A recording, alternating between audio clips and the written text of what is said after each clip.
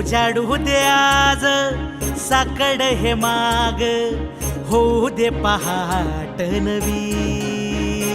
आता होऊन जाऊ दे साऱ्या जगाला पाहू दे, पडू दे पाऊल पुढं. जरी काट पाया खाली लाख येळा येऊ दे, पडू दे पाऊल पुढं. मोठी लढाई र लढू मातीसाठी र गड्या, मनगटाचं जोर लावून.